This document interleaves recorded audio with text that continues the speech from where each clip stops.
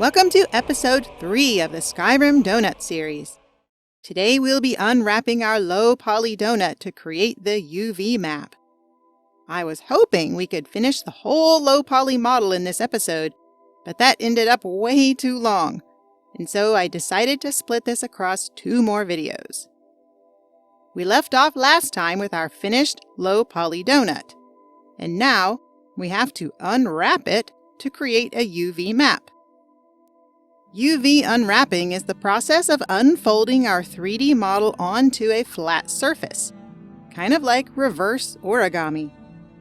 We have to do this because the model needs to have an image painted on top of it, or it won't look like anything. And that image is basically a picture which is 2D like a piece of paper. To be able to unfold the 3D shape into a 2D image, we have to cut it somewhere so it can lay out flat. We strategically create these cuts on the model in specific places, usually the least noticeable places, and there's some rules about how to do this. I won't go into all of that because our donuts are pretty straightforward, but I encourage you to check out this article for more info. And there are lots of other resources on this topic that you can find with a quick Google search. As with many parts of this process, there are different ways to unwrap a mesh. My approach is to unwrap the donut into a rectangle. To start off, click up here to go to the UV editing workspace. Then hover over your donut, and in edit mode, hit A to select everything. The torus that we use to make the donut comes with a default UV map, which is why we can see something over here on the left already. So what exactly is this thing? It's a map, just like its name says. A UV map, where UV does not mean ultraviolet, but refers to the sideways versus up and down directions on the 2D surface. Someone decided we should not use X, Y, and Z for this because those represent the directions in 3D space. So U and V are used instead when talking about directionality on the projected 2D image. The UV projection here is a map of the vertices, edges, and faces that make up our model, spread out onto this 2D plane. It shows exactly how the 3D mesh has been cut and unfolded onto the flat surface for texturing. Now, before you get excited and think we are done for this donut, the map that we've got over here is not right. As I mentioned, the torus, like other primitive shapes, comes with a default UV unwrap, but we can't use that because it contains, quoting my instructors here, faces that have a size of 0, which are called degenerates. And, as that name would suggest, these are bad things. So we need to create our own UV map by placing cuts or seams and having Blender lay this out flat the way that we want. I'm going to first place one cut or seam here on the inner bottom loop, where it will be least visible. To do that, in edit mode, Alt-click to select the loop and hit U, which is a shortcut to open the unwrapping menu, and then either click here for Mark Seam or use the shortcut key M. Now let's see how that looks. With your mouse in the donut window, hit A to select everything, hit U, and select Unwrap, or hit U again. And then we get, wow, this horrible looking thing. So let's add one more seam, one that goes vertical to chop this into a strip instead of a big flat circle.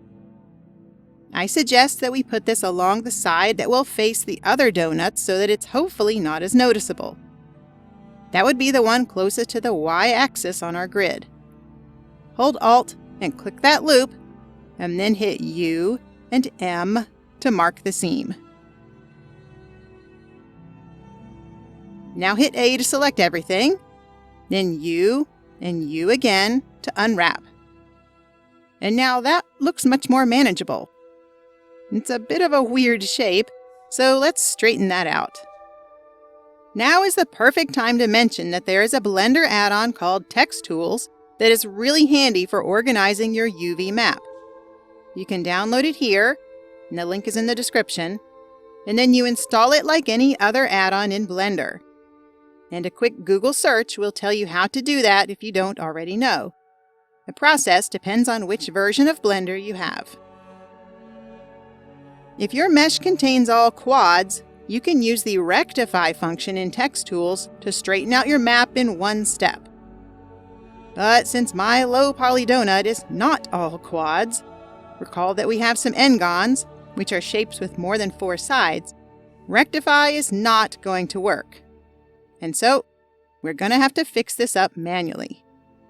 This is a little tedious, and I'll acknowledge that there are probably better ways to achieve the same goal, but this is all I know at the moment, and it doesn't really take that long for this small mesh, so here we go. Let's straighten each vertical line first. Select a vertex at the top, then hold Ctrl and select its corresponding vertex at the bottom. This is the shortcut for find the straightest path from A to B. Then, with that row selected, right-click and select Align Vertically. You can then use G to move rows, with X or Y to constrain the movement to the horizontal or vertical axes. Keep doing this, one vertical row at a time, until they are all straight. This is really boring to watch, so I'm going to speed it up a bit, but please pause if you need more time to straighten them all out. Now we're going to do the same thing for the horizontal rows. This time, we will select Align Horizontally. And again, please pause the video if you need more time to get all of these straight. Horizontal is a little bit tricky for this mesh because some of our rows are going to end up overlapping other rows. This is not a big deal. Just use G to move rows after you straighten them. And you can move it somewhere temporarily and then move it back if you just need to get it out of the way. If you have trouble selecting an entire row in one click, then hold Ctrl and click on a vertex somewhere along the row. Then keep holding Ctrl and click again on a vertex a little farther away in the same row, and so on until the entire row has been selected. Then, straighten and move it just as we've been doing.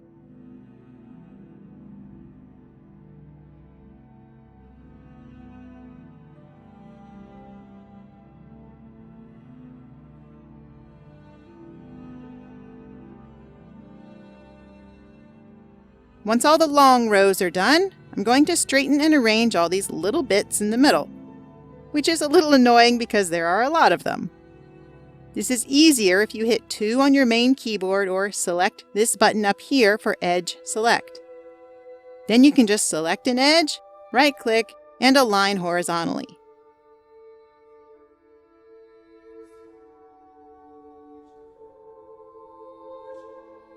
After that, I'm going to arrange the little pieces approximately in the middle of the adjacent rectangles, like so.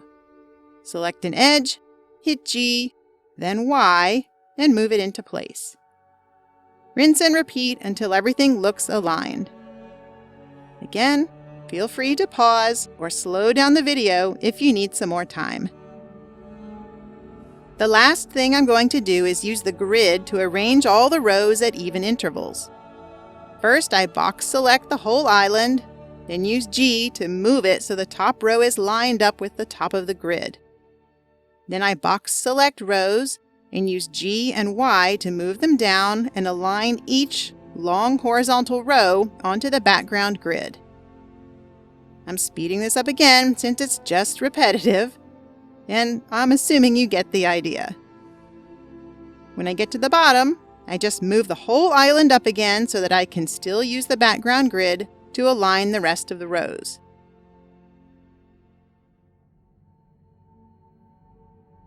When that's done, I'll just box select the little bits and move them in between to the middle of each longer row. This is me being anal about how my UV map looks. This may not really matter too much for how the textures turn out in the end. The last thing is to select the whole island again and use S to scale it so that it fits onto the grid with no parts hanging off. Take your time to get everything straightened out and arranged evenly. It should look something like this when you're done. Don't worry about it only taking up part of the space on here for now, because we will be filling the rest of this up before it's all said and done. Now we want to apply a test image on our donut to see how this UV map is working. If you have TexTools, you can just open it here in the UV map pane by hovering in that window, hitting N, and then selecting Checker Map in the TexTools section.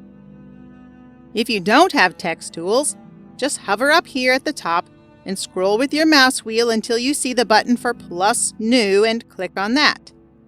In the Generated Type drop-down, pick UV Grid or Color Grid, whichever you prefer, and then click New Image. Then you have to add it as a material. Click the little red ball icon here and select the plus sign next to New. Click on the tiny yellow dot, which is actually a button next to Base Color, and select Image Texture. Last, select the tiny little down arrow just to the left of the plus new button and scroll through the list until you find the checker or color grid, whichever one you added, and it will probably be called Untitled. It should now show up on your donut and in the UV pane. I'm going to put mine back to the TexTools checker grid real quick. There we go. These grid textures are a great way to look for distortions, sizing inconsistencies, and/or check the alignment of the islands, which is what we call these things here on the UV map.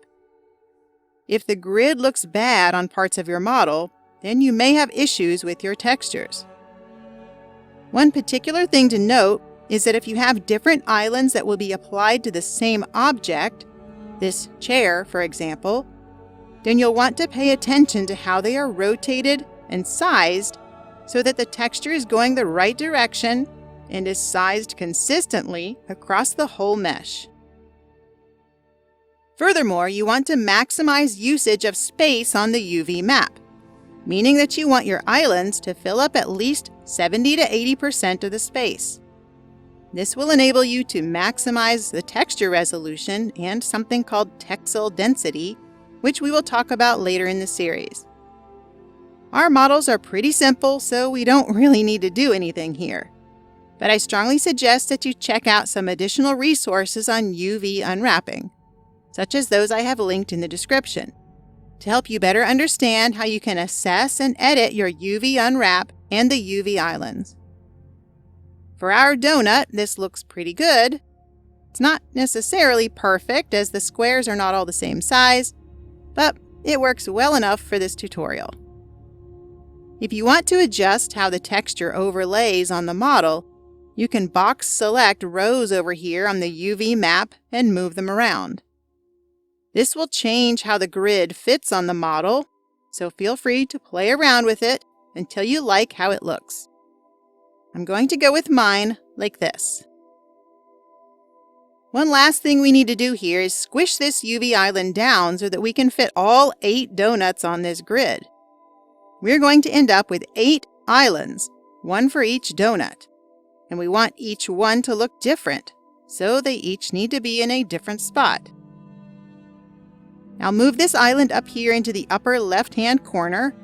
Then I'm going to hit S and X to resize it horizontally so that it takes up just less than 2 major grid squares going across. Then I'll use S and Y to resize it along the up and down axis until it takes up just less than half of the space going up and down.